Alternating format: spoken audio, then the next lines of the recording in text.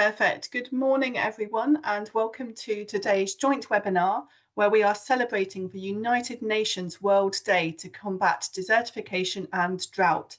We will begin in just a couple of minutes' time, so please do introduce yourselves in the chat in the meantime. We would love to hear from you.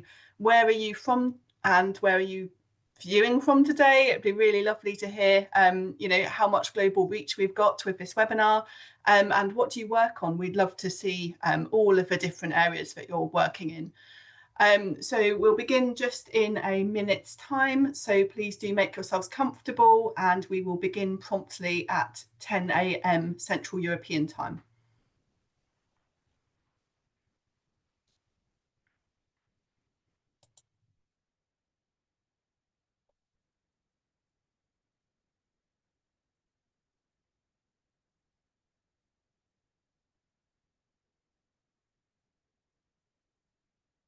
Brilliant. Hi, Paolo. It's good to see that you're joining us from Sardinia in Italy. That's fantastic. Looking forward to seeing who else we have joining us today. So please do introduce yourselves in the chat.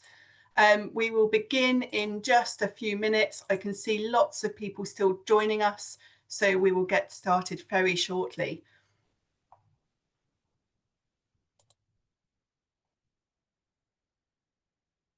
Hi, Benz. Maya will help you briefly, so yeah, bear with us, and hopefully we can get your technical issues sorted. That's no problem. Okay, so I think we will get started.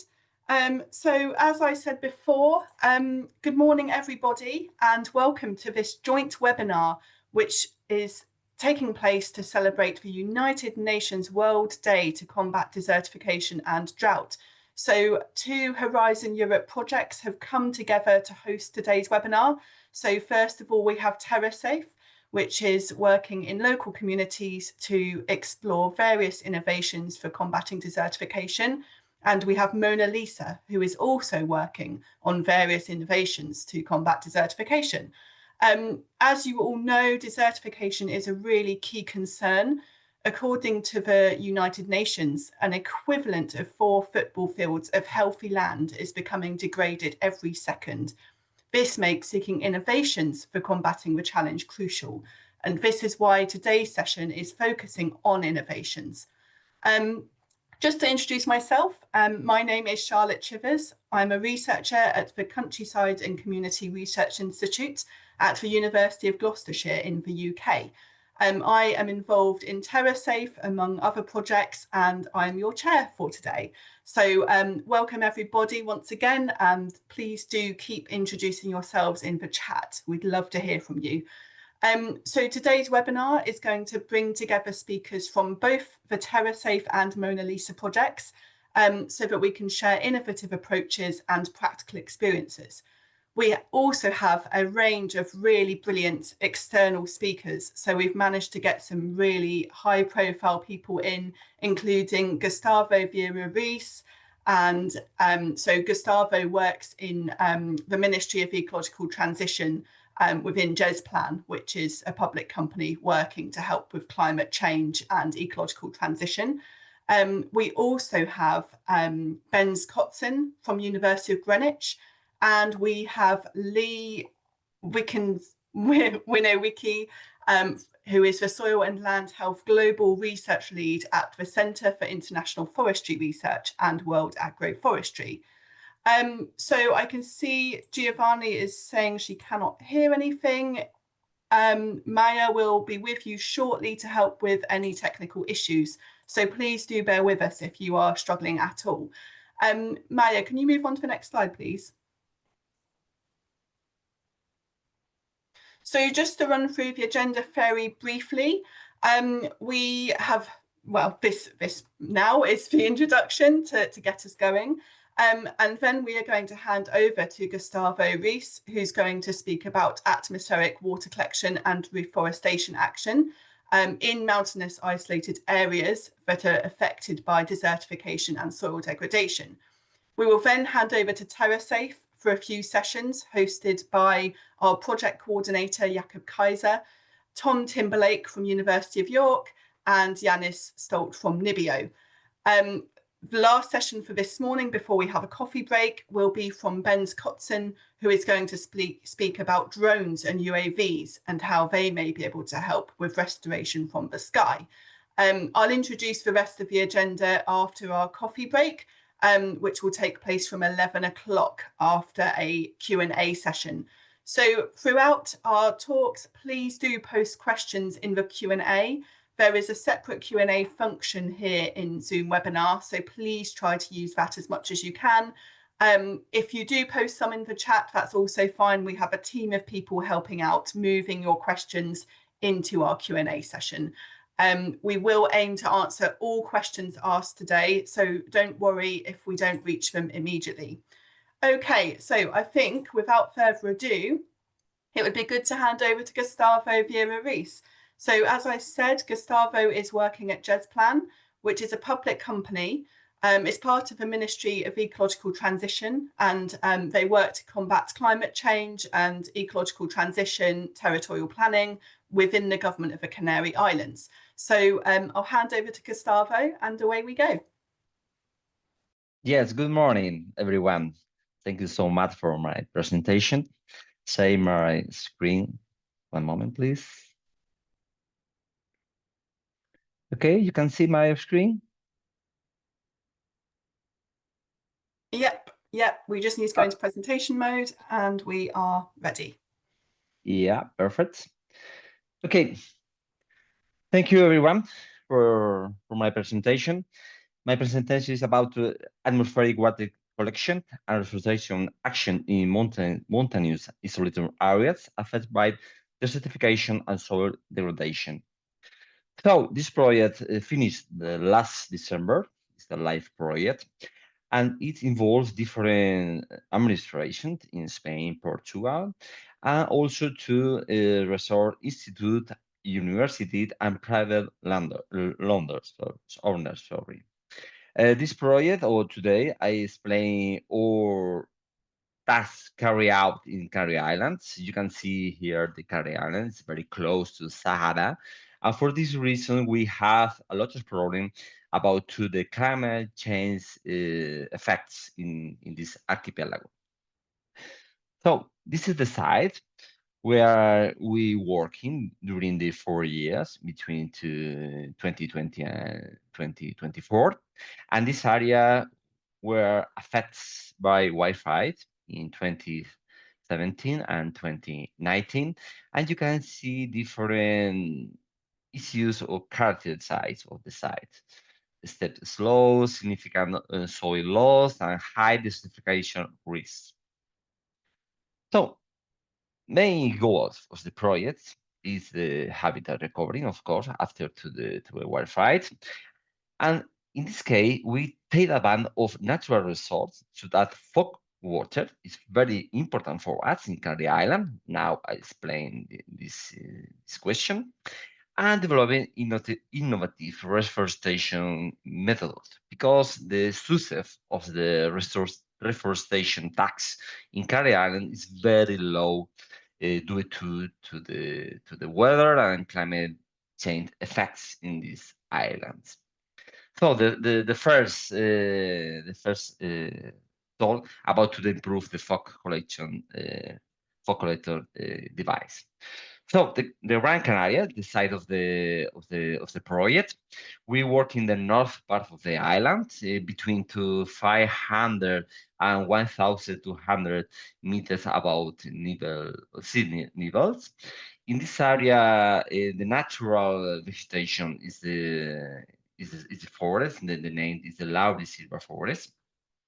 And so it's very interesting to decide why in this part of the island we have a lot of fogs in the north part of the island. Of course, the trade winds from to the north of the Atlantic Ocean, high to the island, rise high and cool and condense. In this area, between this part of the island, we create the fog area. You can see in the screen the normal fog in the north part of the island, and this fog or this humidity create the opportunity to grow this specific habitat of the subtropical forests in these areas. So to harness the water from fogs, you need fog, of course, but you need wind. Without wind, it's impossible to get water from fog. But the wind creates the big problem for device in order to harness this water. You can see the traditional device to harvest the water from fogs. The right to you see the Chilean fog collector. It's very easy and cheaper device, but it's very weak from the wind and broken very easy. And the last part, you see the commercial device from fog collector is more stronger. You need to concrete in order to maintain the structure, but also the wind when it over to the 102 kilometer per hour, broken also like to the Chilean fog collector. So the idea of the project is the take over this thread, and you or we change of the device in order to avoid this problem about to the wind, the resistant winds. So we look at the nature. You can see the specific detail of the device. You can see it's light to the leaf of the pinus. It's more easy or avoid to the clogging deep in the mess. For example, you can see the down of the clogging deep in this mosquito mess. And also you can see in the left, like this device permit or allowed to the wind throw to the device, avoid to the resistance of the device at the wind. Also, you change the mass of the traditional or commercial device of the fog collector. In this case, you change the mosquito mass to the other three-dimensional mass in order to try to increase of the harvest the water from this device.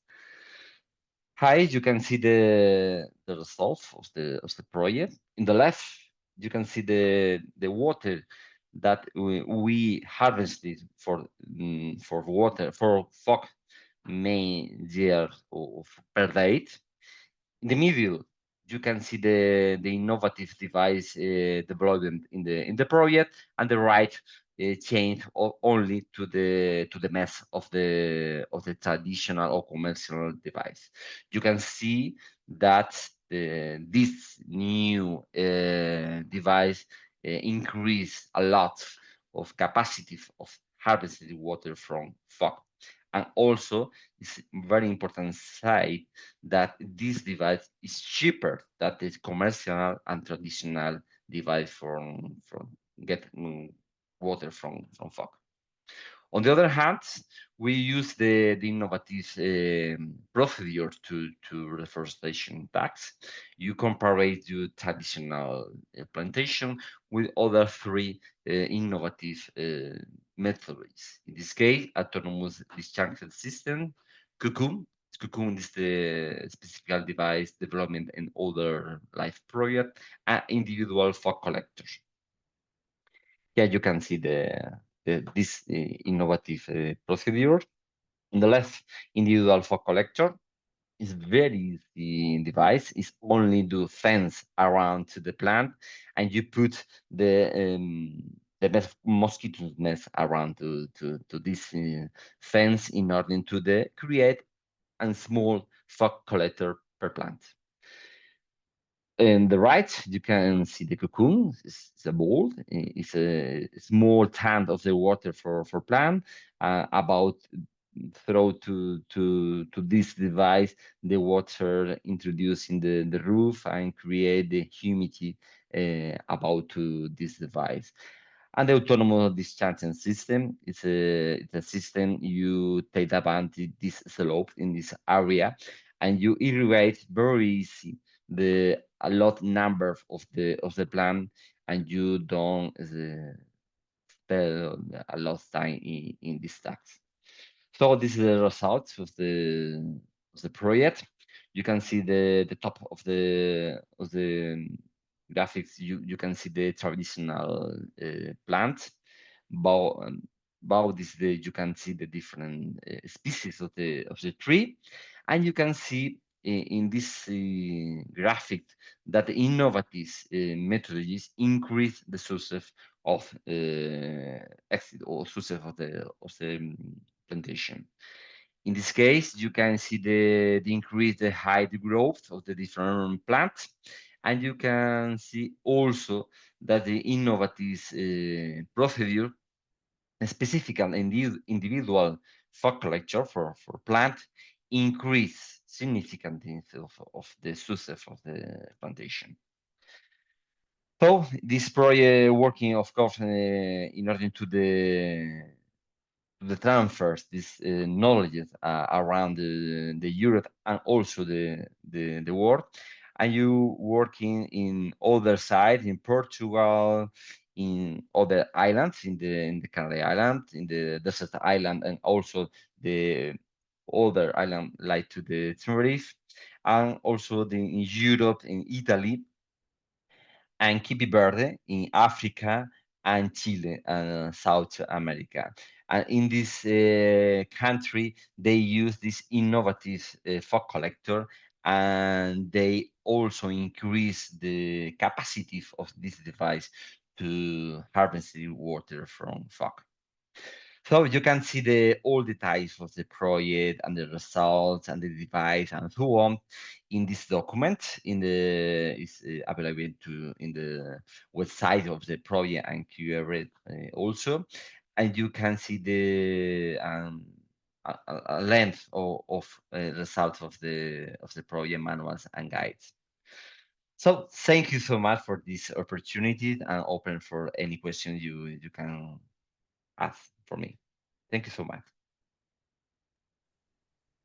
Brilliant. Thank you so much, Gustavo. Really brilliant work, and looking forward to hearing more during our Q&A session later on. So without further ado, I'm going to hand over to the TerraSafe project. First of all, we're going to open with Jakob Keizer, who is our project coordinator. Jakob is based at the University of Aveiro, and he is going to start by sharing a project overview.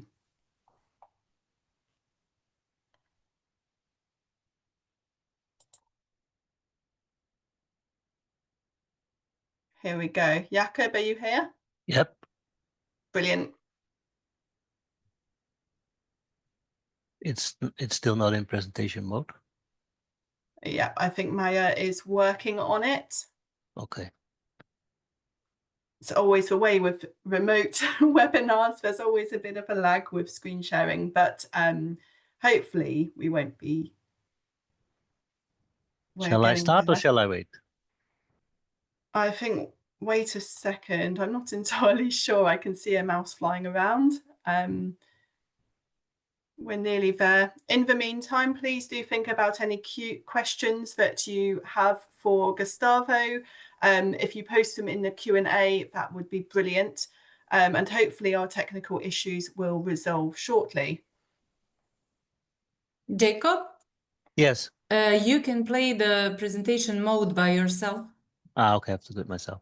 See if you can. Yes. Can. Okay. There we go. There we go. We're here. Okay, yeah, brilliant. Thank you. Thank you. Okay, away we go with Jakob. Thanks, everybody. Okay. Good morning, everybody. I'm going to give a short presentation about TerraSafe, really short. As a framework, just to remind that TerraSafe is a response to a specific call from Soil Mission on innovations to prevent and combat desertification. And more specifically on the mission Soil Deal for Europe, related to reduced land degradation and related to desertification. So TerraSafe is a specific response to a specific call. So what does TerraSafe envisage? The first thing and the main focus is to empower local communities in Southern Europe and Northern Africa to face the growing desertification threats. And to do so, we present to develop a multi-actor approach, which basically evaluates a series of innovations, nature-based innovations, technological innovations, and social innovations. And if those innovations are successful, TerraSafe will do everything possible to promote the widespread adoption of those successful innovations.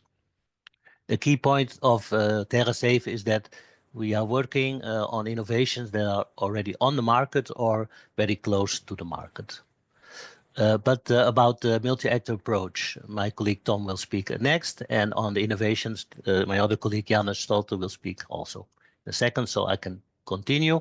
So about our approach, the idea is to have a unified approach, but then tailor it to the specific context of the local communities, what we call the desertification innovation partnerships. And if I click the button, there it goes. We have a specific context from 5 different pilot areas, which were selected to represent 5 different types of desertification. So in Italy, we are focusing on depopulation, in Romania on vegetation decline, in Cyprus on soil organic matter decline, in Tunisia on soil salinization, and in Spain on water scarcity. As you will be able to understand that we have different approaches for the case in Italy where we are dealing with depopulation, because we cannot move people around. And so we have a methodology which is focused on narrative analysis and the role that social innovation plays in combating desertification. In the other cases, we are dealing with physical land degradation, and so we are testing if under field conditions, if innovations can help, and in the case of Romania to establish new plantations of black locust. In Cyprus, the management and productivity of rain-fed cereal fields. In Tunisia, to address the problem of salinity in date palm plantations due to irrigation. And in Spain, we are looking into the establishment of carob tree plantations as they require less water than compared with citrus plantations, for example. So that's, I think, what I have to tell for today.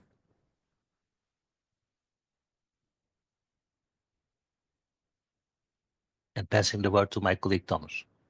Yeah, brilliant. Thanks, Jakob. So yes, as Jakob just said, we are now going to pass over to Tom Timberlake, who is working at the University of York, alongside his colleague, Professor Lindsay Stringer, who is also based at the University of York.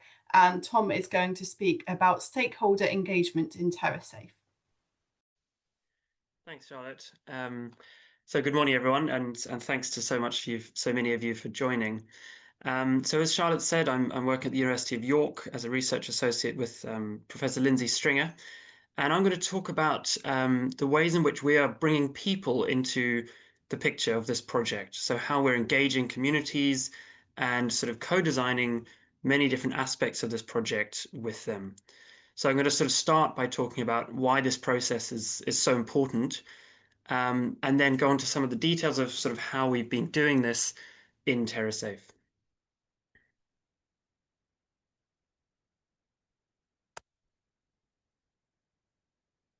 I'm just trying to advance my slide.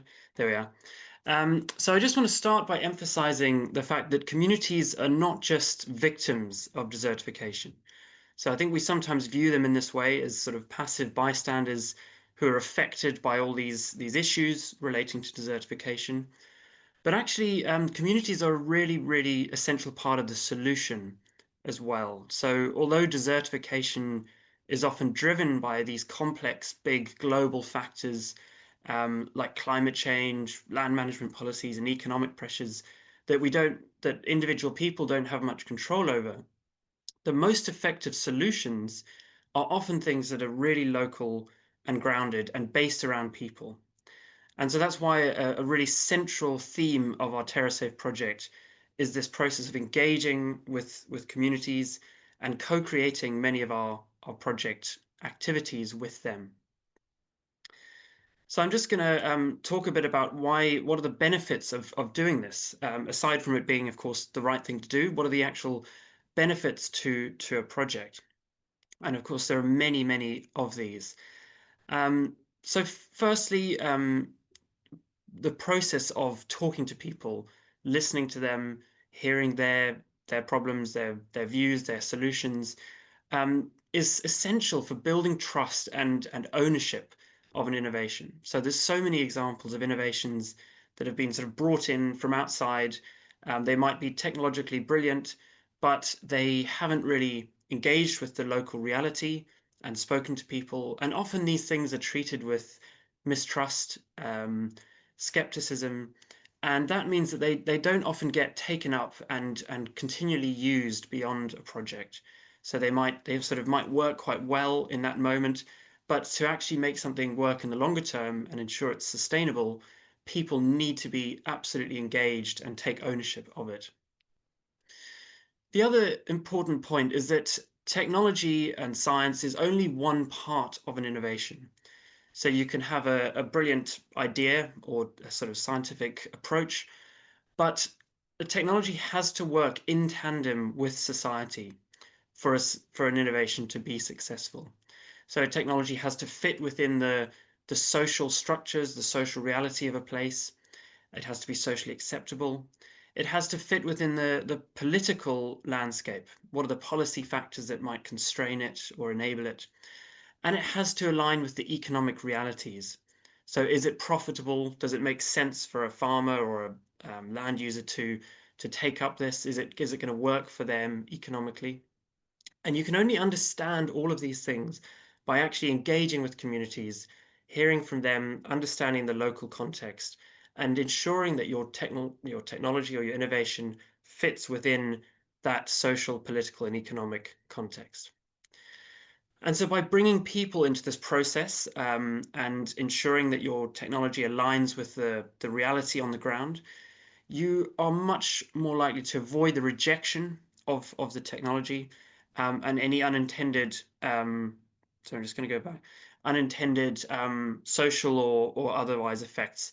And a really good example of this is the Green Revolution, which was a brilliant sort of technological innovation or set of innovations, but it was imposed in a very top-down way and often didn't take account of local realities, and in many cases entrenched power inequalities, led to lots of unintended negative outcomes.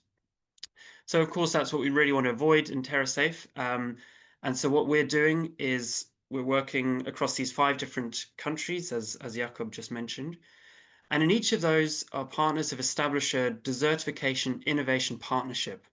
So this is a partnership consisting of a whole range of different stakeholders, from farmers to researchers, land managers, policymakers, local businesses, and all of them are engaged in this project right from the start, in different ways that make sense within that region, to help shape our project. So I'll just explain what they're doing within this project. There we are. So starting from the very beginning, our partnerships have been involved in defining visions of what a desertification resilient future would actually look like. So what would they like the future of that region to look like? What do they see as the solutions that are most promising? And what are the barriers to achieving that? So we've really engaged with them to try and understand these factors. The partnerships have been involved in mapping and analyzing desertification. So engaging with us in field surveys to identify hotspots of desertification vulnerability. What are the local indicators of desertification? What is the land use history? All of this local knowledge that's so important. We've also engaged our partnerships in actually selecting our experimental sites and choosing the innovations that they want to test. So rather than coming in and saying, these are our innovations, let's test them here, we've got communities themselves to say where they think would be most appropriate to test them, and to select the innovations themselves that they think would be most interesting and relevant for their area. And so that process is just going on right now, and the experiment will be implemented later in the year. And once it is, the communities themselves will be very engaged in actually helping us to evaluate and monitor the success of those innovations and to demonstrate them to others. So to show them to other farmers, policymakers and help with that process of sort of disseminating and spreading them. And then finally, our partnerships will be absolutely key to developing policy recommendations that make sense in their region and ensure that we get this wider uptake of some of these successful innovations, as Jakob said. So I will end there, but I just want to say that there's a lot more information on the TerraSafe website about our approach, and particularly a recent blog that talks about some of the ways in which we're doing this stakeholder engagement. So thank you very much, everyone, for listening. That's perfect. Thank you, Tom. And I'm really looking forward to seeing how we continue to work closely with all of our stakeholders over the next 4 years. So I'm now going to hand over to Yanis Stolte. Yanis is a senior research scientist at NIBIO, and he specialises in catchment hydrology and soil erosion. Today, Yanis is going to introduce us to some of our potential TerraSafe innovations. Great, thank you, Charlotte, for the introduction. And thank you, Tom, for also the introduction to what we are going to do within the TerraSafe project. I am Giovanna Stolte. I'm working at NIBIO, a researcher at NIBIO in Norway, and together with the University of Aveiro, we are co-leading the task on implementing innovations in the system and monitoring the effectiveness of those as well in the course of the project. So for doing that, we have included 5 partners in the TerraSafe project. Those are all SMEs, and the SMEs, they offer their solution to the different pilot area partnerships in the different countries. And that from those 5, those countries will at least choose 3 of them to be implemented and tested in their areas. I will now briefly show you a bit all those 5 innovations, but I'm pretty sure that Charlotte will can get you kind of a link where there is more information available on all those, because we only have limited time to show them. I start with the first partner in the project, that is Agrodit, and Agrodit delivers sensors, and those sensors, they are monitoring in real time a number of parameters of the soils, and those figures are getting back to an app and to the farmers, so that they can optimize their management system for the certain systems, for the agricultural systems they are using, or the forestry systems. So by looking at the different parameters, the software behind this system gives a kind of a warning to the farmers to say, look, you have to do something here, and this is what you can do. So you will get a more optimum use of the environmental and soil conditions in your area.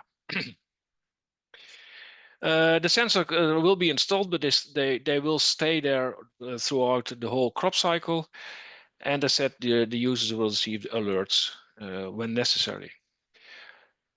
How does it look in practice? Well, you can see there is a sensor, but you can use different sensors, several sensors at many places. Normally, it will be installed at 2 depths, and you will get data on root, soil moisture, soil temperature, and salt accumulations from this system, from this sensor into your system.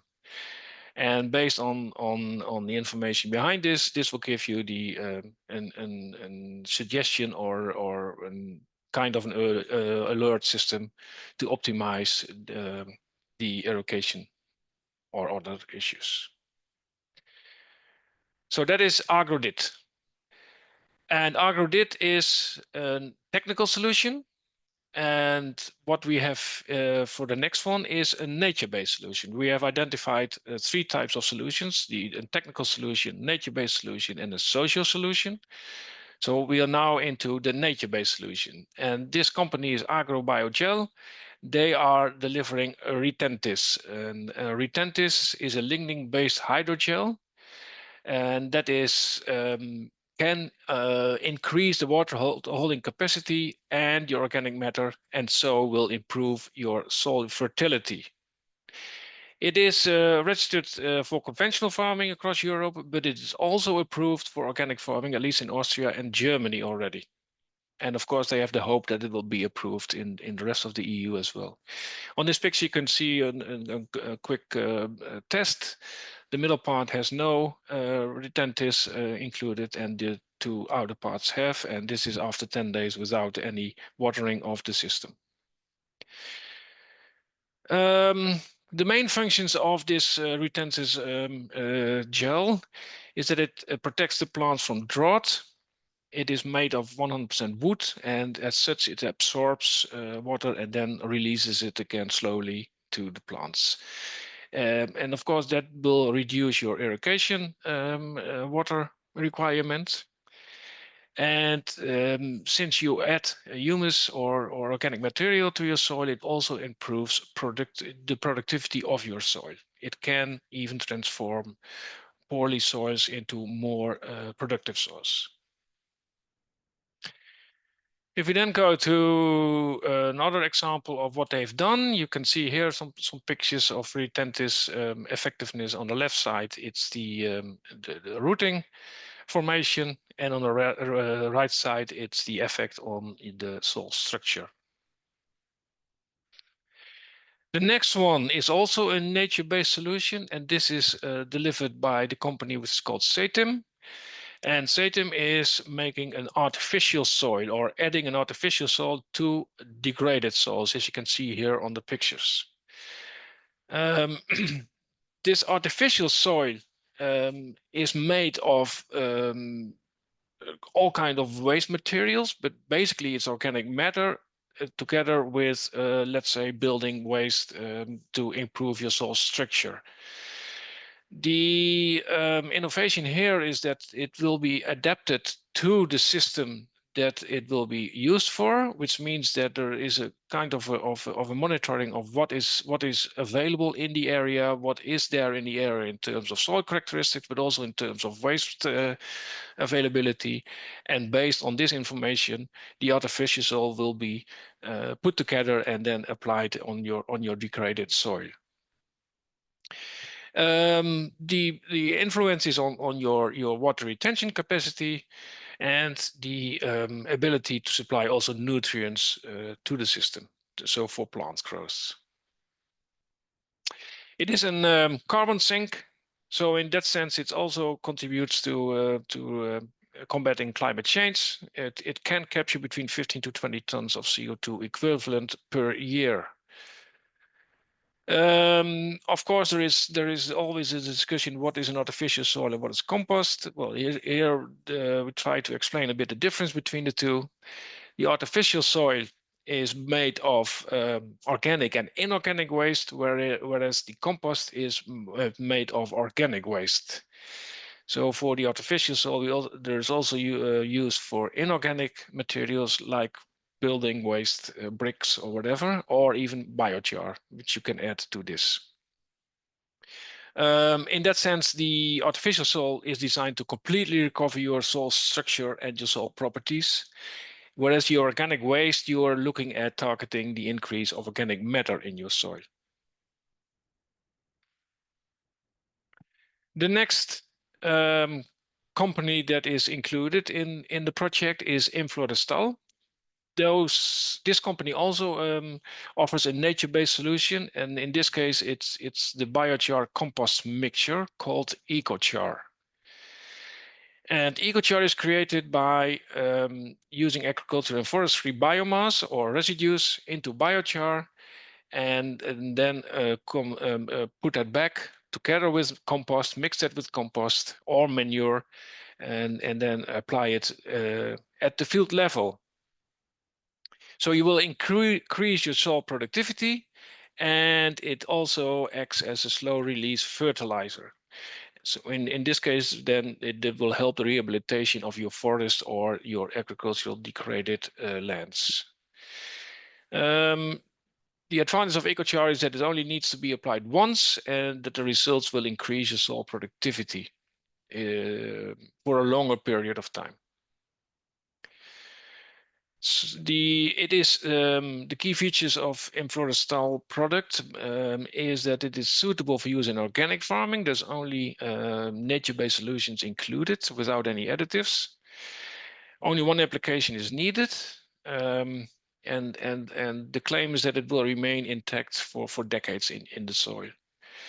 And as before, also this product increases the carbon sequestration, and so it can address also the climate change issue. And then we go for the final solution. This is delivered by Isotech, and this is a social solution. This is more about the circularity of waste materials in a certain area. Isotech has more than 30 years of experience in composting, and that experience is now used in a kind of symbiotic solution for delivery or using the locally produced waste into a compost and reuse that on agricultural land. The social aspect is that the scheme is co-owned by both local stakeholders, local farmers, as well as the co-ownership of the local communities, local authorities in this. So it includes handling of municipality green waste, but it also supports local farmers by reusing the material. The whole idea is that it is a local ownership, and I will try to explain that bit on this in this scheme here. I'm not even sure if you see my error. If not, then I will try to explain it in words. But on top you see the green input, and that is the input that goes into the circular use of the compost. So that's parks and garden waste and agricultural pruning or other kind of waste coming from the agricultural residues. And that goes into the system and will be collected and put to the composting center, which you see on the right-hand side of the circle. And within the composting center, you can add manure, for instance, to it to increase the fertilizing effect of your compost. And then the compost will be used at field level, which you see down at the picture in the output, free compost for the farmers to use. So the whole system runs, and that you can see in the middle, by a co-ownership of both the factory, the plant, the composting center, and the technology and shared infrastructure by the local communities and the local farmers. So the ownership is a farmer association, the local communities and other stakeholders that are involved, and it will be run by a local NGO representing all those groups within this system. Of course, there are costs connected to that. Both farmers are paying for this with an annual subscription fee, as the local authorities are contributing by subsidies for this system as well. So I think I will stop here for the presentation of the different innovations. What will happen now, as Tom already indicated, those offers will be made or are made already to the areas, and the pilot area partnerships will select at least 3 of them for being implemented in their systems. And this will start this autumn, and in February next year, everything will be in place, and we will start monitoring the effectiveness of those. Thank you. Brilliant. Thank you so much, Yanis. And it's really exciting to see our innovations being chosen by our local communities. We very recently heard that Romania have now chosen theirs, so please do stay tuned on our website for a news item announcing our innovations that have been selected. We have our last session for this morning before our coffee break, and then we're going to move on to our Mona Lisa presentations. So I'm really pleased to introduce Benz Kotzen. Benz is a professor and chartered landscape architect at the University of Greenwich. Today, he's going to talk about drones and UAVs as potential innovations, talking about restoration from the sky. Over to you, Benz. Well, thank you very much for having me. I'm starting off with a picture of northern Kenya in Baringa country. Just go back a second and you can see that it's very, very dry and difficult terrain there, and most of the vegetation, apart from the trees and some scrub, has disappeared. Also, a little bit further south in Kenya, we here with the Samburu people, who are traditional pastoralists, but you can again see that the vegetation has pretty much, or the grasses have pretty much disappeared. And here's a woman from the Samburu people, who are obviously part of this kind of long-standing traditional pastoralist society.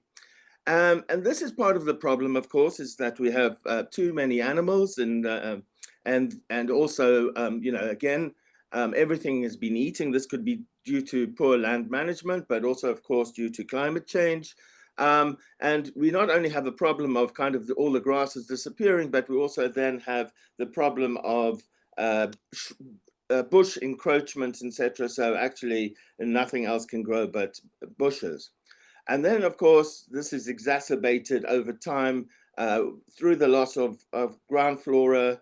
So we get this kind of terrible kind of erosion in this part of the world and other parts of the world. We talk about kind of over grazing, too many animals in too little space, and this is the case in these parts of Kenya and other parts of the world as well. The issue here, though, is you know, people trying to live in the same kind of space, and when they come into conflict, you know, for water and for grazing, you know, they don't kind of beat each other with kind of sticks, etc. They now use Kalashnikov. So it's a life and death matter.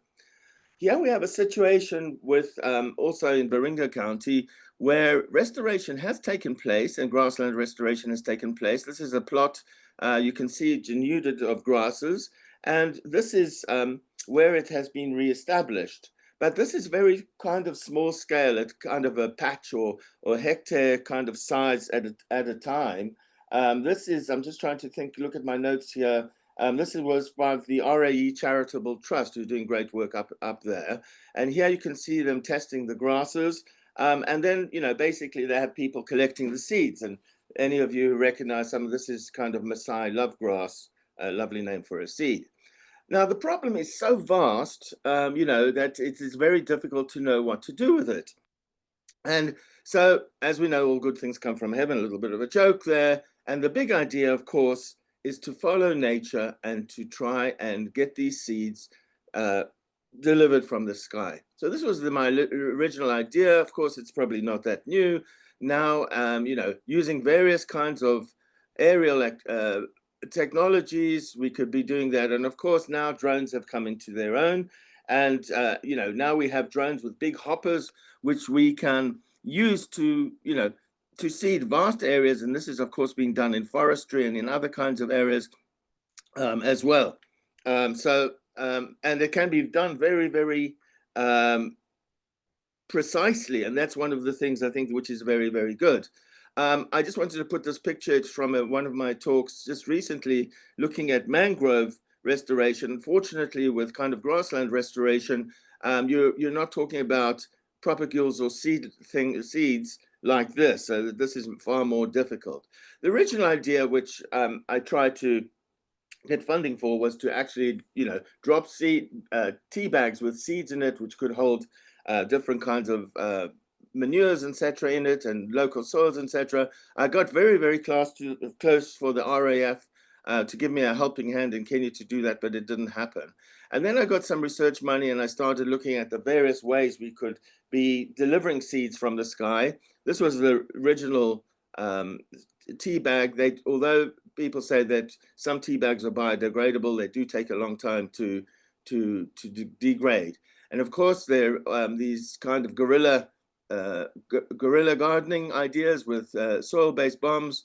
Again, I think we don't want to put other soils into you know, different kinds of places, but biochar is a good medium to use here. I tried some kind of crazy ideas, also medicine capsules for example, but these take far too long to dissolve in water. One of the materials I came, which is amazingly good, is PVA, and PVA is a material anyway, but as this fishing mesh, which is kind of, you can see here, putting a sack together with, you know, it could have biochar, it could have a little bit of organic fertilizer, it could have a number of seeds in there, and the minute any rain falls on that bag, it dissolves. And then I came across the idea of using PVOH, which is kind of the stuff that you find with your liquid and you put into a dishwasher or washing machine, etc. And that is amazing how quickly that degrades. There are also other ways that we tested, which is looking at kind of paper-based, so obviously gluing seeds onto recycled paper. You can see here just using again PVA, which is kind of dissolvable in water and not toxic in any kind of way.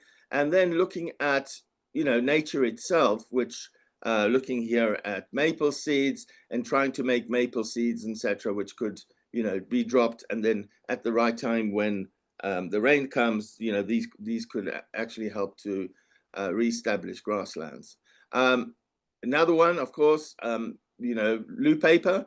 It's pretty obvious, really. We kind of make pellets out of loo paper. I mean, loo paper dissolves obviously very, very quickly and easily. This is recycled loo paper, of course, and you can see here putting seeds into a little package like that.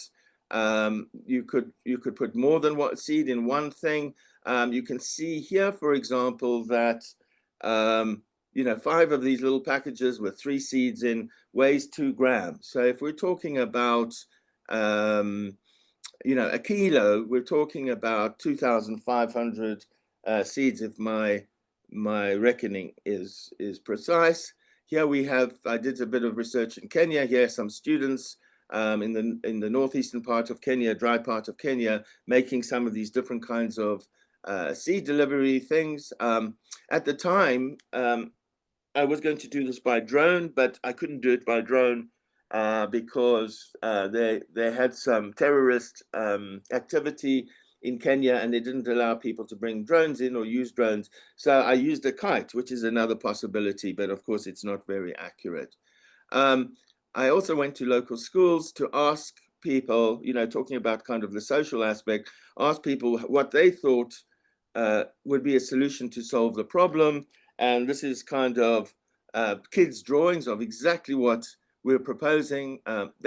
This boy decided that you would first deliver the seeds and then you would deliver water. Well, of course, we can't deliver the water, but, you know, kids are always correct, aren't they? So deliver the seeds like this. This was another one. This was a much more sophisticated device, which was going to deliver 1 billion seeds over Kenya, which I think is, you know, using aerial technology, it's actually possible to do this.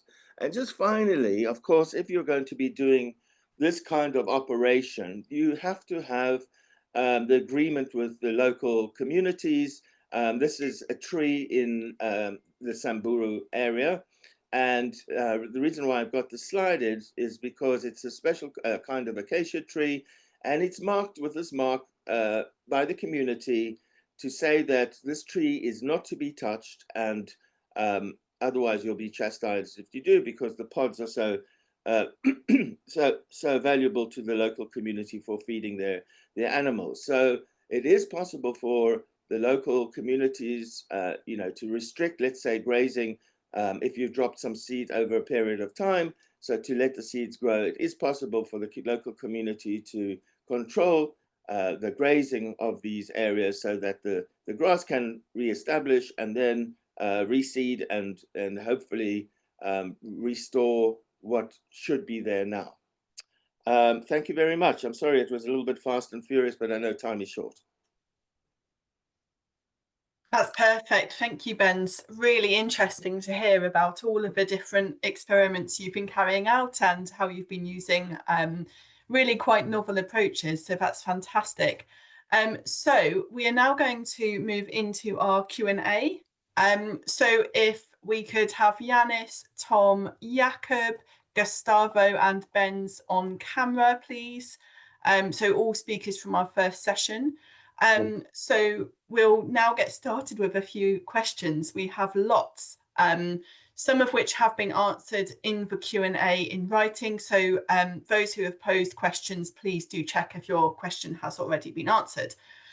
So we're going to start off with a question for Jakob. So Jakob, Maria asked whether you could share more information about our Italian case studies, pilot areas. I see you've already answered in the chat, but it would be great if you could provide a bit more overview about our Italian pilot areas. Yes, thank you, Charlotte. So in the Italian case, the pilot area partner is the MEDES Foundation, and they are closely collaborating with the University of Basilicata. They have two different communities that have different histories of the population, and also where different social innovations are being tested. That's everything I can say at the moment. I gave you the contact of MEDES, so please send them an email, and I'm sure they'll be glad to provide the details. I don't really remember the name of the communities, just too much information at this stage. But anyway, I'm sure they'll reply to any email they receive from you. Yeah, so we have the Selle Tanagro and Alberni area and Montagna Materana. I've just posted a link in the chat, which provides more detail about the Italian pilot areas, because we're doing some sort of social research there to explore reasons for depopulation as well. Fantastic. So Adriana had a question for Gustavo. So Adriana asks, do birds or other animals in search for water not get caught in the fog collectors? Yes, I respond. There aren't any assessment about this problem, because I think this device is big. The color, the structure permit the animals to see and avoid to the hit in them. For the moment, after 4 years of the assessment, there aren't any data about this problem in this area. Perfect. That's great. Thank you, Gustavo. So now a question for Benz. Sabir Noman asks, how do you assess the ecological success of drone-based restoration efforts over time?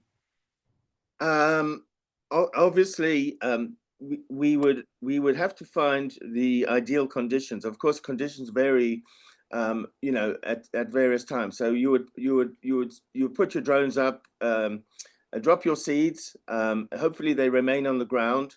The areas are protected by the community, and then you would just do it before the rains. If you're not going to be having any rains, it's not going to work.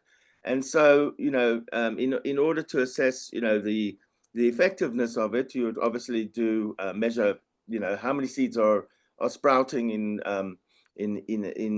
a particular kind of area, and then hopefully monitor that for a period of time, maybe a couple of years, and see what's happening. But I guess one would do it first in an area that's closed off or that can be monitored and untouched. Perfect, thank you. And another question for Benz. So Corrado asks, why not do a traditional seeding? Why do it from the sky? Because we're talking about millions of square kilometers. I mean, I don't know if any of you have ever been to Kenya or Tanzania, etc., where local, where pastoralists are taking their herds over hundreds of kilometers. It's phenomenal, really. I mean, when where we're living in Europe, or even where I come from in South Africa originally, everything is fenced off. And also doing it from the sky means you can do it in very remote areas or difficult areas where it might be difficult for vehicles to come. So and also to a large extent it's kind of following nature. Nature sends its seeds either on the backs of animals or in the poo or by the wind mostly, and also by water. Brilliant, perfect. And we have several people actually asking how can technology providers and potentially other pilot areas get involved in projects such as TerraSafe? Is there anything that our participants can do to become more involved in our project? I'll hand this over to Jakob. Yes, thank you. It's a difficult question because, of course, projects have a fixed budget and a fixed timeline and a well-defined organization. But in the case of TerraSafe, we are definitely looking for possibilities to test our methodologies in other areas. We actually have a kind of a child project in Portugal with a pilot area there. So everybody who's interested in following the methodologies of TerraSafe to one extent or another, they can please contact us. But possibilities in terms of budget are very limited. In terms of innovations, of course, we have made a pre-selection of innovation partners. We are aware that we are missing other innovations that are being developed. We've opened the door to local SMEs to be proposed, but nothing came up because they had to be really different from our innovations. So here again, yeah, just contact us and see if we can see if there are some possibilities also for future projects, or maybe if we have remaining budget for additional experiments. But no, I can't promise, I can't guarantee anything, just that I will reply to your email for sure. Yeah, no, thank you, Jakob. And I think just staying connected with our project is really important. And there might be other ways of collaborating, for example, through future joint events and various other things. You know, I think also supporting each other online so that we're sort of reaching more audiences can really help too. So please do get in touch if you'd like to work with us, even if it's in a relatively informal way. So I have a question for Yanis. This is from Ingrid. So Ingrid has asked, can you explain again exactly what agrobiogel is made from? Well, I'm not part of the company of agrobiogel, so I can only rely on the information that I got from them, and it is a product of wood lignin gel, or they make it from wood lignin gel. So that's basically all I can say about it. It's I don't even know if it is a patent or an octroi on the system. Perhaps Jakob, you know a bit more on this. Perhaps you have better contact on that. Yes. From what I understood, that the lignin source comes from a paper pulp factory in Austria. So basically they are using resources of very limited value for other purposes. So there have been many efforts to try to use the residues from paper factories in other ways. So in that way, it's very promising, and I think the resources to make it are widely available across the world. Perfect. Thank you. So I think without further ado, we should have a break.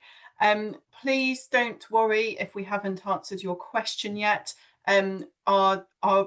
Our speakers are all working hard to answer them directly in the Q&A, so please do keep checking and hopefully your questions will all be answered. If not, then we will do follow up at some point to make sure that you haven't been left unheard. So we're going to have a coffee break for 10 minutes now. So we'll come back at 12 minutes past. So we're running just 2 minutes behind, which isn't too bad. So please go and enjoy a coffee or whatever your preferred drink is. I'm very much a tea drinker. So, but yes, we'll see you again in 10 minutes time.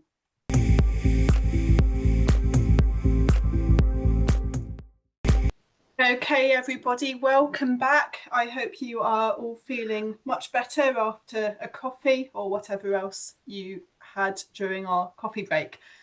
So I'm now very pleased to introduce the MONALISA project. MONALISA is the sister project of TerraSafe, so we are very happy to collaborate with them. So to start with, we have Giovanna Seddaiu. Giovanna is the MONALISA scientific coordinator, and she's based at University of Sassari. So Giovanna will now provide an overview of the MONALISA project. Okay. So thanks a lot for this introduction. So Jacob already explained which is the context in which MONALISA and also TerraSafe have been funded. So MONALISA is about monitoring and assessing prevention and restoration solutions to combat desertification, exactly in the same call of the TerraSafe project. We started on the 1st of September 2024, and the project will last 4 years. The coordination of this project is from the University of Sassari, the Desertification Research Center in Italy, and we are 20 partners, 8 from Italy, 3 from Greece, 2 from Spain, 1 from Denmark, 1 from Romania, 1 from Serbia, 2 from France and 2 from Tunisia. And then we have also 2 affiliated partners from Switzerland. Our project is focused really on the use and the valorization of 6 Mediterranean case studies.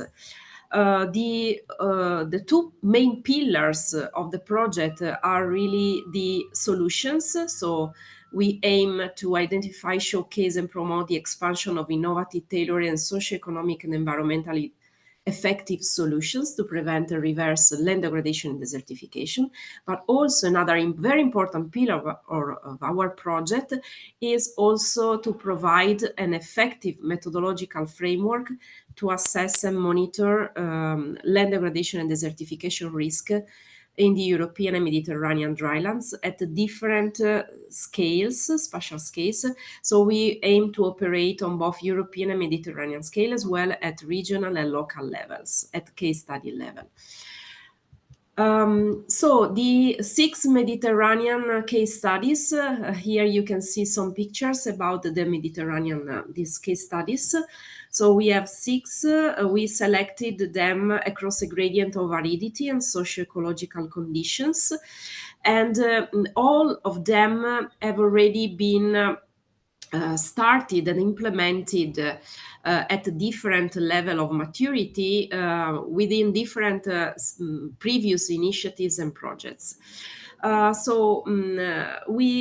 kind of challenges that we are facing within the case studies range from water scarcity, loss of organic matter, infertility due to common mismanagement and common agricultural practices, soil erosion in agro-silvopastoral systems in Spain, in Los Pedroches, that we just visited this week, last week.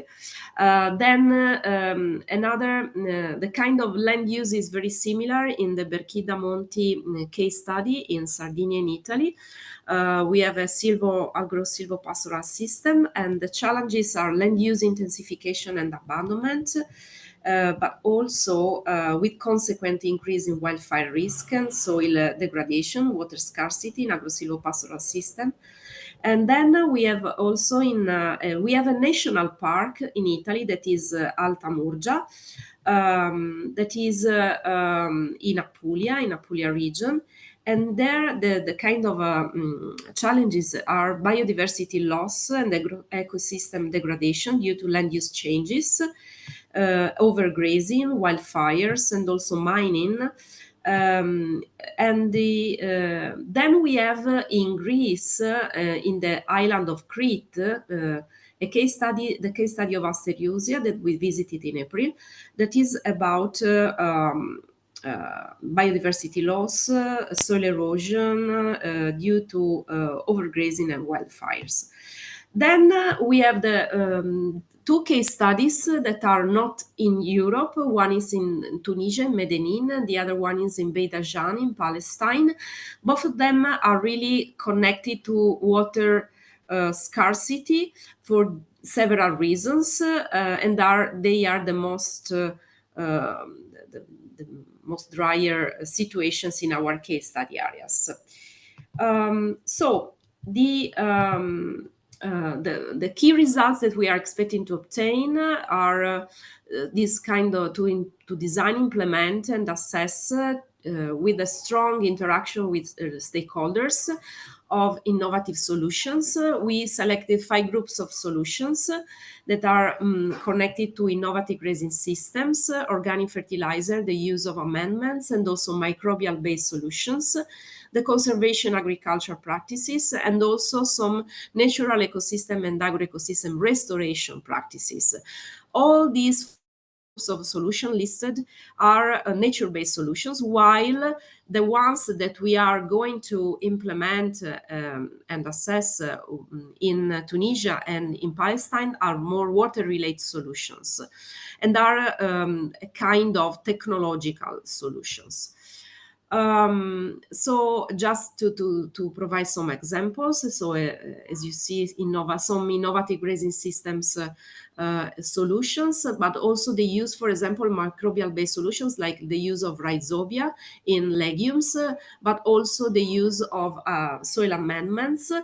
And at the bottom, you see a picture of the Tunisia area, the case study area, on the use of traditional water harvesting techniques. So these solutions, we would like also to develop digital innovations, and among them I just selected one of the most important one, that is the development of one web-based decision support system with 4 modules on fertilization, irrigation, water management, grazing systems, and natural habitat restoration. And we have a small medium enterprise working on this specifically. Then, as I already told you, this other very important pillar of MONALISA project is the development of a European and Mediterranean desertification risk information system.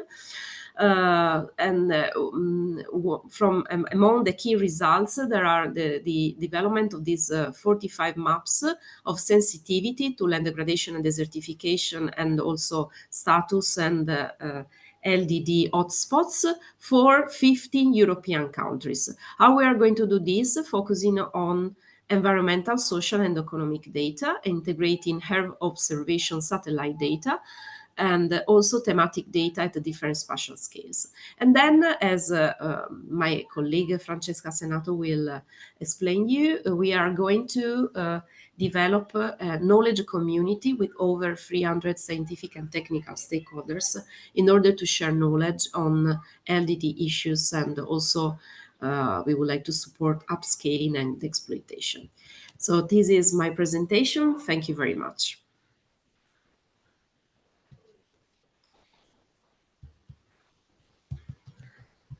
That's brilliant. Thank you so much, Giovanna. It's great to hear more about our sister project. Yeah, MONALISA is fantastic.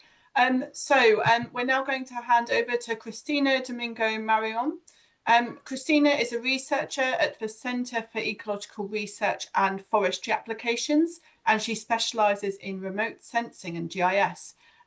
Today, Cristina is going to introduce the MONALISA innovations and solutions that they are applying in their case studies. Over to you, Cristina. Thank you, Charlotte. Well, as Giovanna mentioned, I'm going to present the MONALISA innovations and solutions applied specifically in the different case studies. As Giovanna said, one of the main objectives of MONALISA is to demonstrate specifically the social acceptability, the economic viability, and the environmental effectiveness of these innovative practices for preventing and even reverting desertification and land degradation.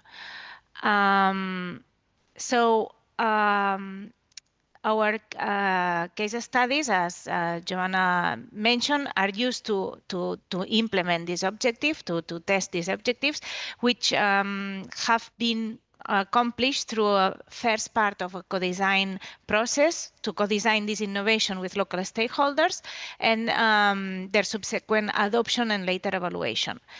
We have these 6 case studies located at Medellin, as Giovanna mentioned, Beit Dajan, Palestine, Asterusia in Crete, Alta Murgia, Berquidamonti, and finally in Los Pedroches.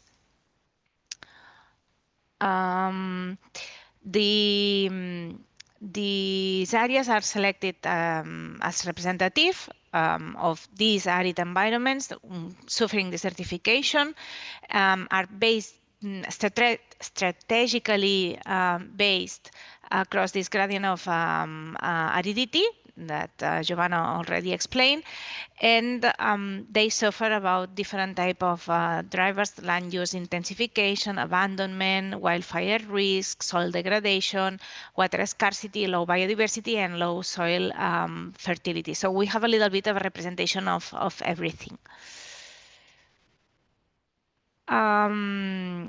According to the characteristics and types of land management of the areas, we have developed these five groups of solutions that have been defined based on these characteristics. The first one is innovative grazing systems that include adopting innovative technologies to improve the grazing management and reduce compactation or soil overgrazing using GPS collars for livestock.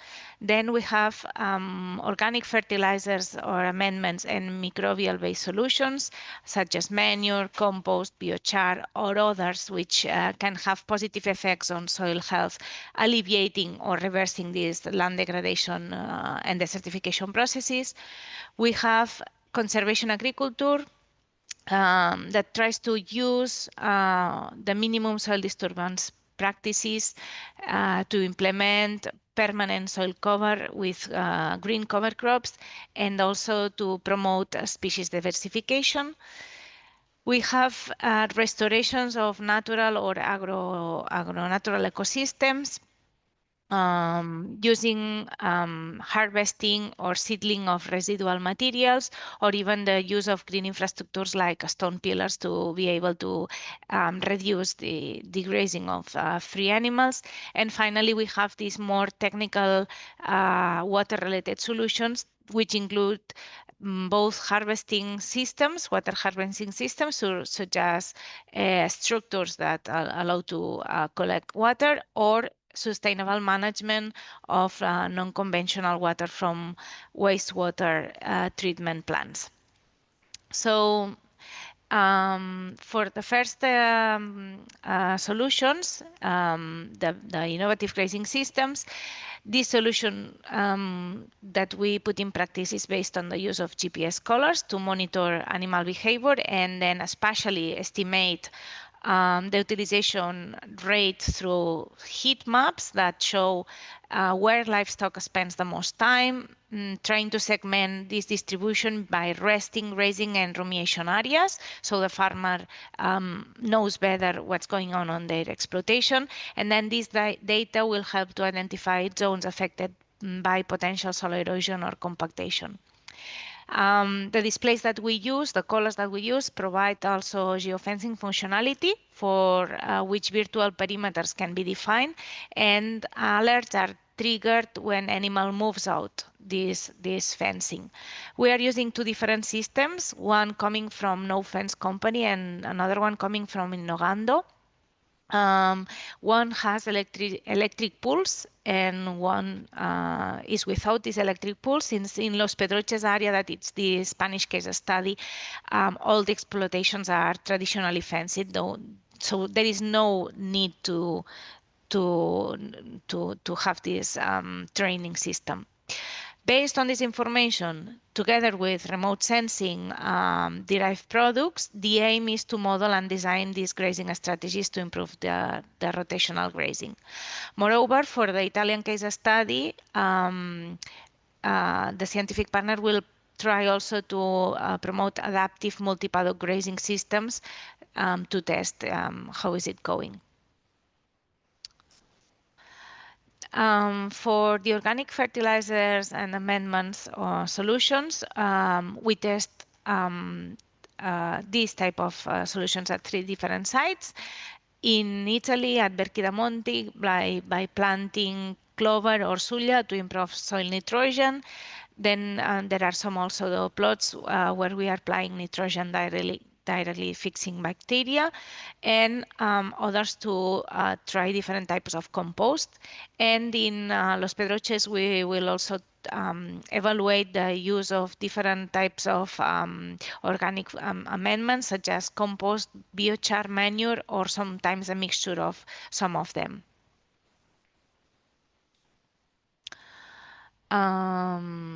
Then we have the sorry, I think I missed one slide. It's the delay on the screen.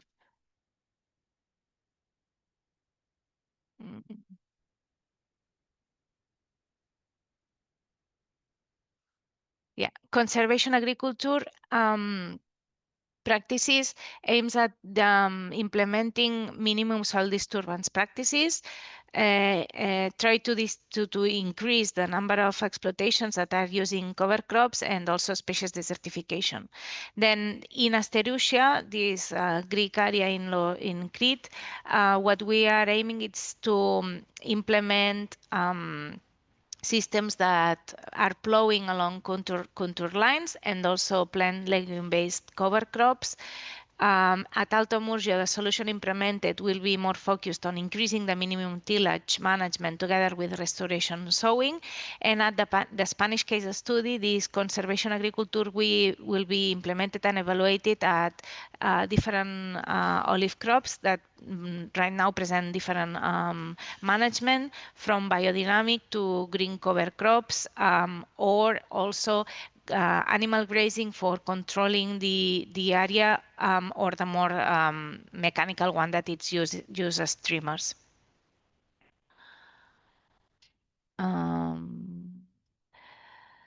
The natural restorations of ecosystems are also implemented in 3 different case studies. At Asterousia, we will restore stone walls to be able to fence somehow areas that needs to be improved, and we will try to avoid grazing and planting seeds to restore a little bit the vegetation of the area. At Murgia Alta, restoration will be based through harvesting and seedling of plant materials. And at Los Pedroches, we are testing a more singular approach that it's based on tools that increase seedling survival, or even seed directly survival without seedlings, for regenerating all these ecosystems that are arriving to a critical stage.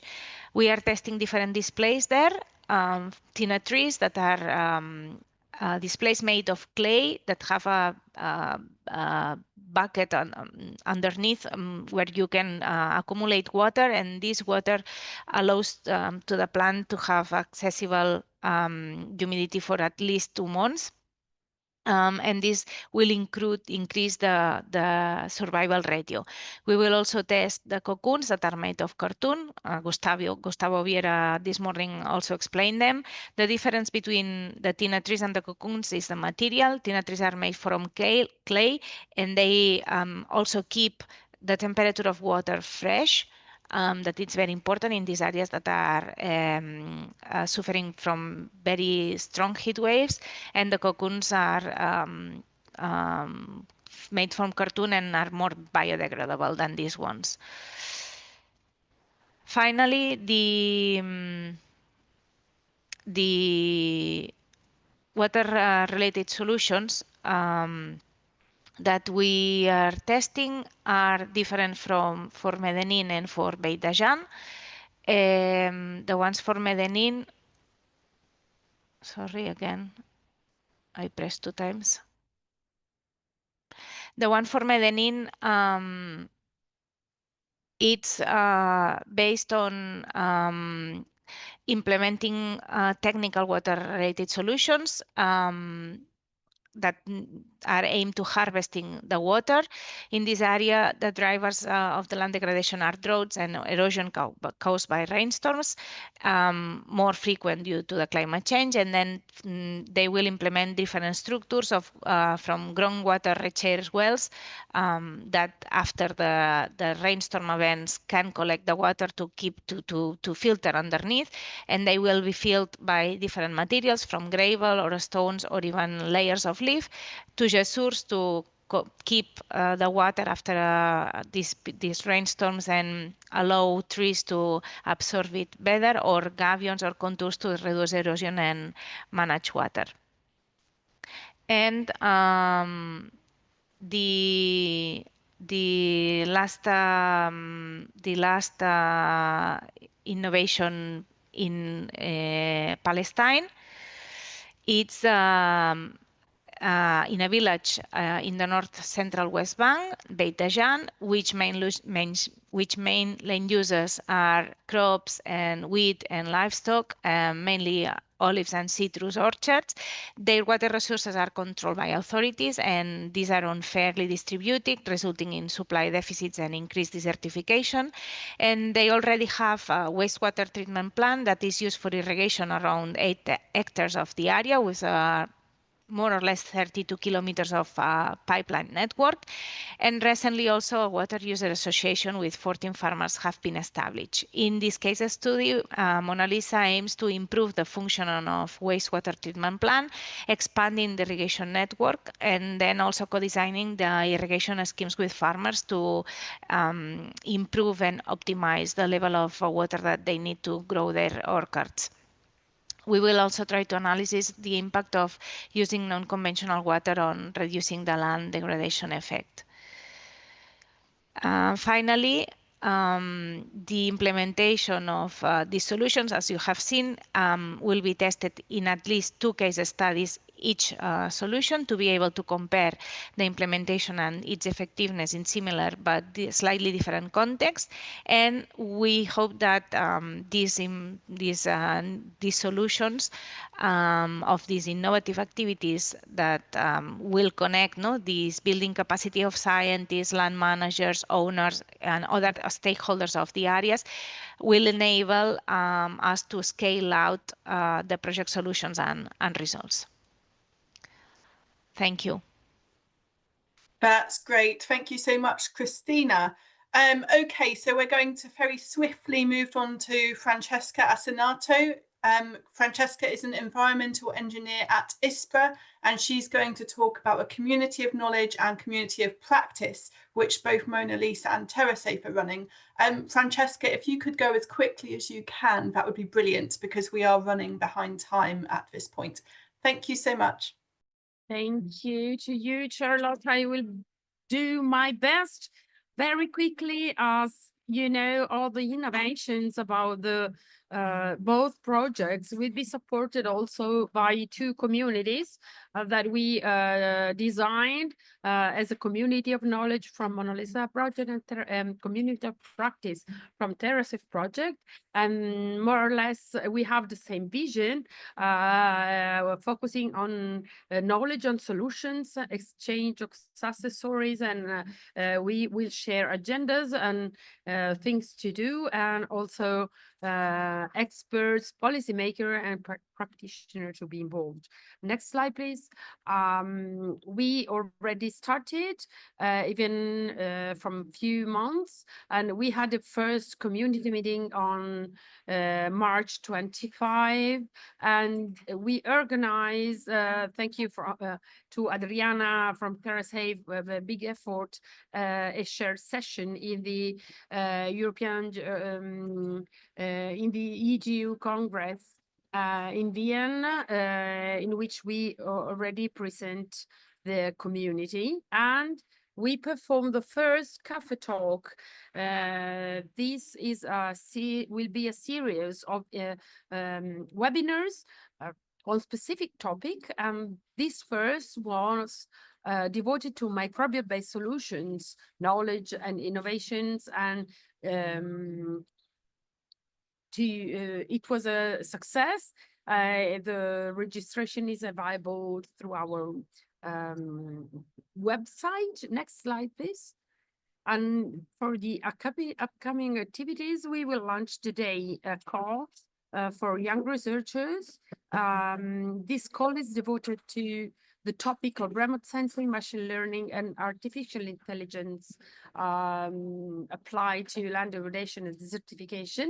And on the same topic, we will organize the second CAFE talk in October 25, in which the winner of the competition, the call will have the opportunity to present her or his work.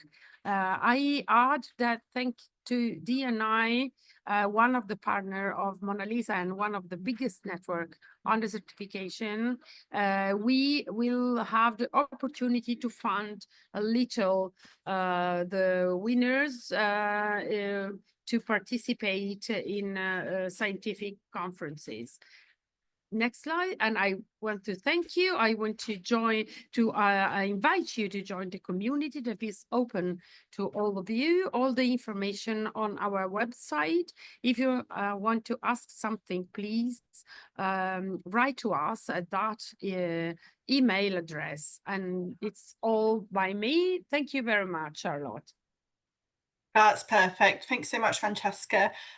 So last but certainly not least, we now have our final external speaker. So I'm very, very excited to introduce Leigh Winowiecki. She is a Soil and Land Health Global Research Lead at the Centre for International Forestry Research and World Agroforestry. What a mouthful. So over to you, Leigh. I'm really excited to hear about your soil health monitoring work.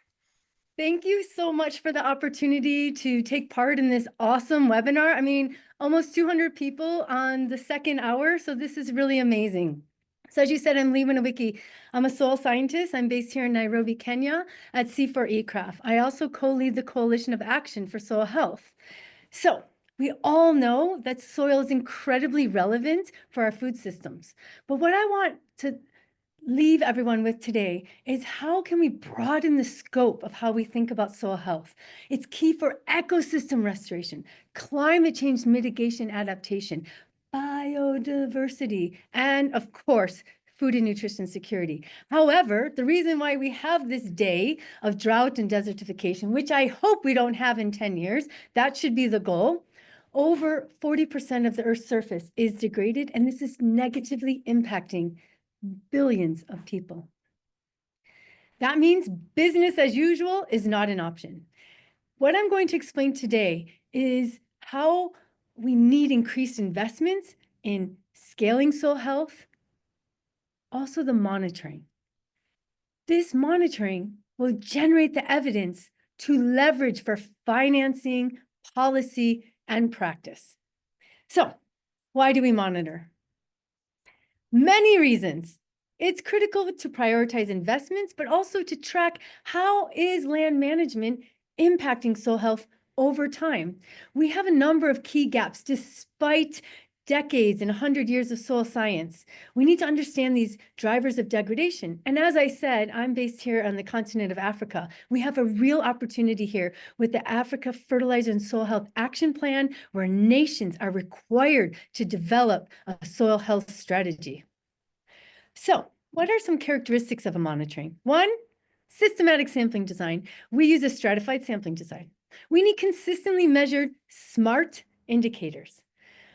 I've recently worked with my colleagues to do a review of rangeland health monitoring, and no one was monitoring even the same indicators or the same methods. We need this monitoring framework to assess variability and to provide that information at multiple scales: farmers, pastoralists, nations, international community. So let me tell you about the framework that we've developed. It's called the LDSF, the Land Degradation Surveillance Framework, LDSF. It's a data-driven, field-based network to monitor soil health, land degradation, and vegetation diversity. All these green dots here indicate where we've sampled. Yes, Europe is not even on the map. This is across the tropics in over 45 countries, 300 sites, and it's a modular approach. It's robust because of its sampling design. So we use these things called clusters, 1 square kilometer cluster that has 10 plots, those red dots. The action takes place in the plots. We look at land use, land ownership, soil erosion, soil water conservation, all the soil health variables, including eDNA, biodiversity.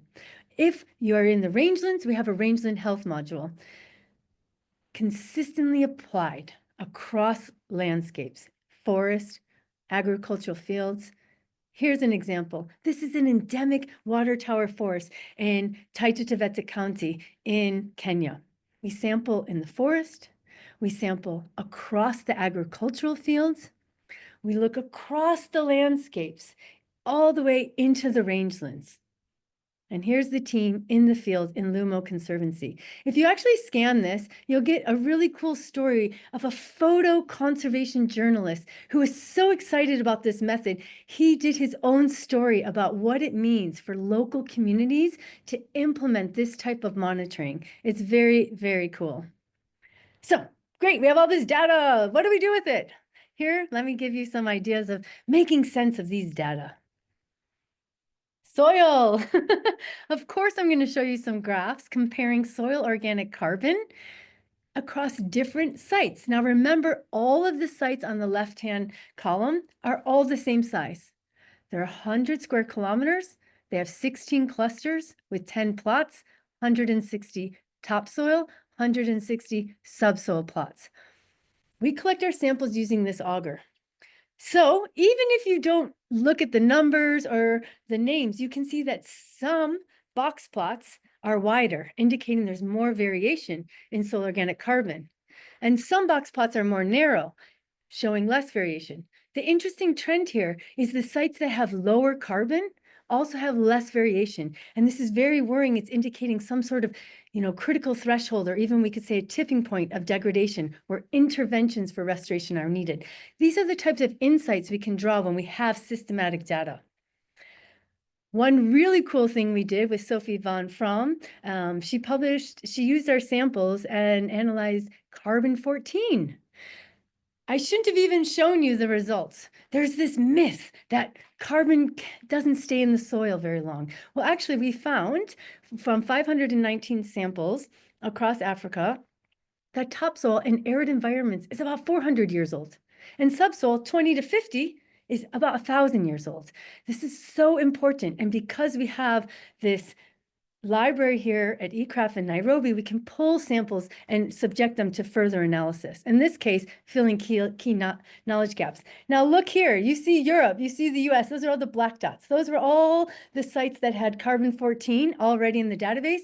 We're contributing to fill knowledge gaps here on the continent in Africa. We also do a stratified sampling design. So many people are now being forced, thankfully, in the carbon markets to set robust baseline and do more systematic monitoring. So now we can take these clusters and stratify them by rangeland conservancies, community conservancies, management zones. So each one of those clusters is 10 plots. Plots are always the same size, 1,000 meters squared. And this is across the Masai Mara. And what do? Well, we look at grass species diversity. If anyone knows me, I love grasses. And so you can see here some really beautiful grasses. And what do we do with these data? Well, maybe some of the authors are here. There was a really cool paper that looked at plant diversity and soil carbon. And they found, especially in arid environments, the diversity of plant species had an effect on the soil carbon. Greater diversity, more soil carbon. So now we're building that database. Here's a list of perennial grass species in Lumo, where I showed you the photo. And the line shows the frequency of occurrence. So the longer the line, the more frequent this grass species occurs. So you can see a dominance of maybe 4 or 5 species. And we also have the soil organic carbon. So making this link and then filling these gaps in Africa. We can also turn all these box plots into predictive maps that are incredibly accurate because there's lots of field data. How do we analyze all these samples? I didn't show the slide, but at ICRAF, we've been pioneering soil spectroscopy, mid-infrared spectroscopy, to analyze these samples at 10% of the cost and 90% accurate for all elements that we analyze. And we use that to develop carbon maps. So that bright yellow means low carbon, the darker brown means higher carbon. Now, the cool thing is we can combine systematic field sampling with remote sensing, as I showed, and citizen science.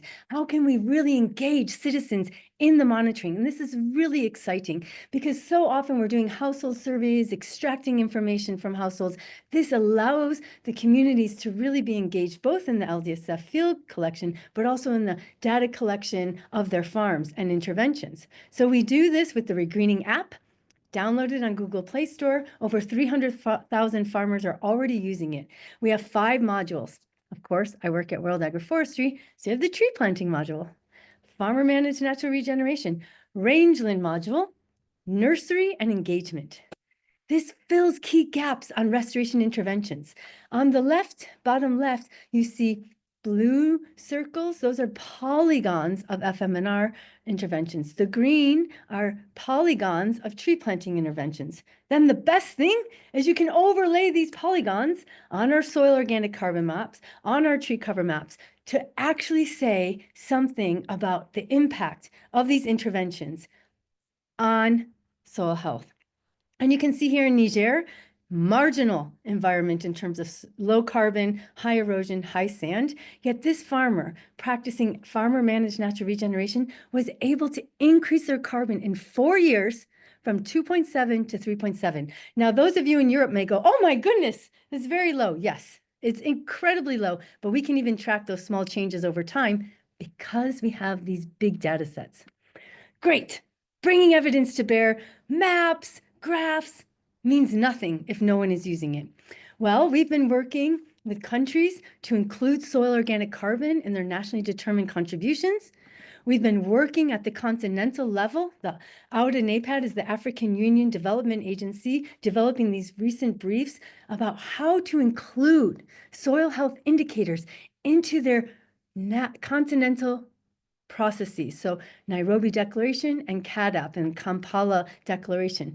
This is a real important time for soil scientists. We've been complaining all of our lives that no one cares about soil.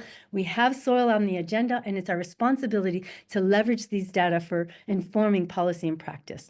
But we can't do it alone. We need multi-stakeholder action. We have a resolution out there. We have #CopSoil with the Coalition of Action.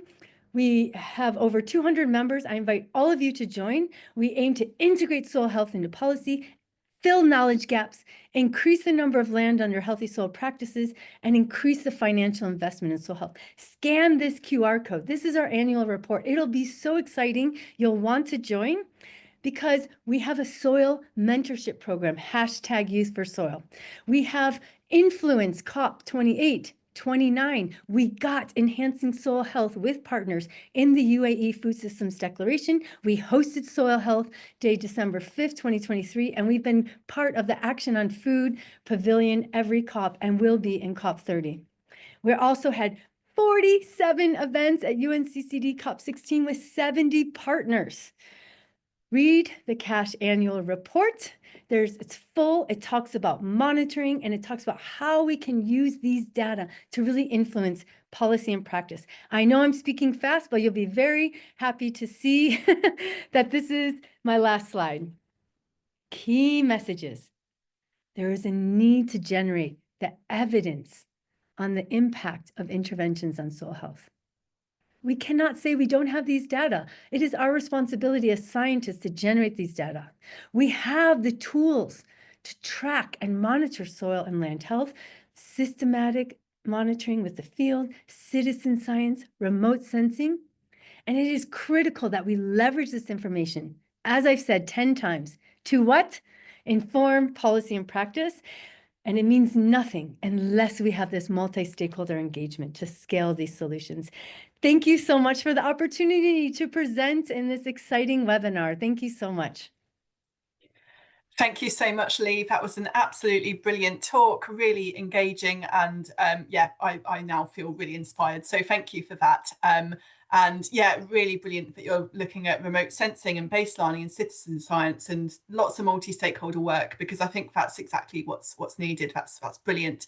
Okay, so I'm really pleased to invite all of the speakers from this second session to switch their cameras on and join our final Q&A. So I'm going to start out with some questions for MONALISA. So first of all, a question for Francesca, I believe. So someone has asked, how are local communities and stakeholders involved in data collection interpretation? And could you also elaborate on how the communities of knowledge and practice are going to collaborate across projects and countries? Thank you very much. This is a broad topic. We started, and the initiative is about involving directly experts and researchers from several projects, but also collaborate through several networks, in particular also in the cluster on communication of the soil mission. And we will try to connect to different projects, as we already started to do with several meetings organized under the by the SIAM, which is coordinating the work package on communication and dissemination. And I take the opportunity to answer also on the question about living labs on the soil mission. Of course, in our project, we have case studies, because as the Commission underline, we are working at local scale in some small and exemplary sites, in having solutions in practice. We will connect these case studies to living labs, of course, and to the living labs to the co-design of local communities that the MONALISA project is performing in next years. Thank you very much. Perfect, thank you.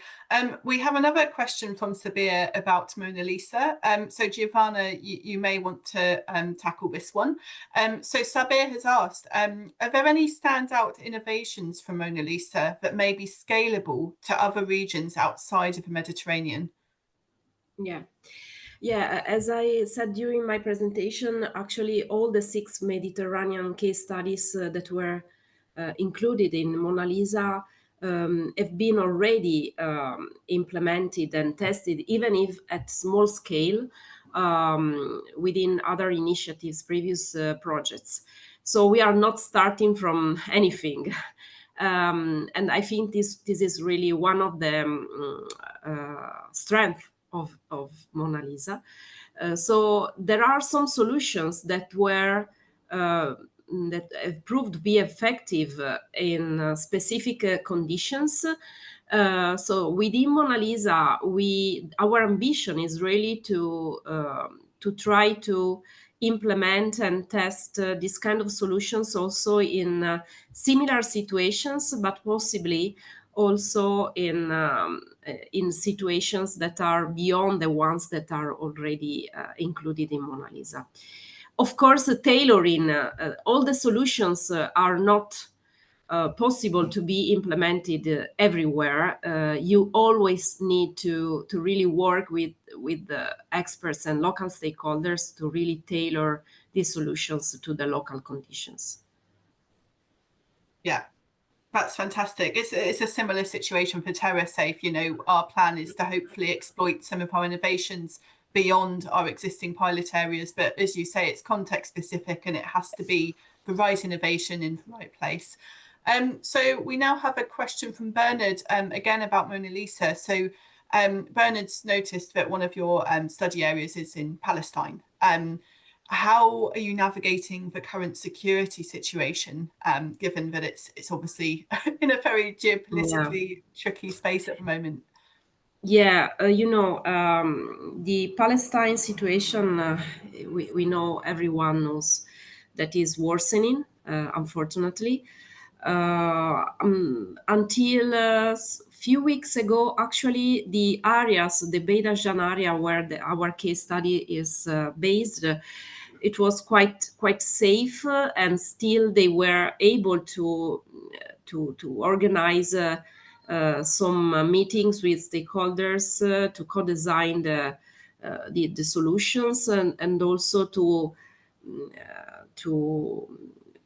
start the implementation. But in the last weeks, the situation was really very bad, has been very bad. So we are trying to understand to move just for this period of time to another area that is safer, and that so far was not really included in all the bad situation they are living. So, well, I think that we will resist, and it's very challenging, of course, but the partner there is very, very good. They moved all the staff in Jordania, and they have still partners staff in Palestine, and they are doing a great job. So I'm very confident that I want to be very confident that everything will be smoother. Yeah. Yeah, no, it's tricky, very tricky situation. And yeah, I'm sure that MONALISA will navigate it in a way that is sensible. And yeah. So I've got a question for Leigh now, just to finish off. Samsung, someone has a Samsung device here. I don't know who it is, but Samsung has said, is it possible for carbon trading in pastoral communities where tree growth is limited, but there's more potential for below ground? Thanks so much for the question. And I actually deleted my slide where we have the grasses above ground and then the roots actually going deep into the soil. So grasslands actually have a really high potential to store soil organic carbon when managed properly. And right now in East Africa, we have a lot of degradation. So a lot of effort on restoration activities in rangelands. Thank you so much, Charlotte. Absolutely. Thank you so much, Leigh. And I look forward to reading some of the many links and reports and papers that you've shared with us today. I think they're all fascinating by the sounds of it. This brings today's webinar to a close. So I hope you've all enjoyed celebrating the UN's World Day to combat desertification and drought. I've certainly enjoyed it. I've learned a lot, and it's been wonderful to see so many attendees. We have recorded this webinar, so it will be made available online on both the TerraSafe and MONALISA YouTube channels. Please do connect with both projects on social media. We have LinkedIn, Instagram, Facebook, you name it. We're probably on it if it's social media. So it would be fantastic to keep connecting with all of you, and also consider signing up to our mailing lists, which you can do via our respective websites. Okay, so I think we'll draw to a close.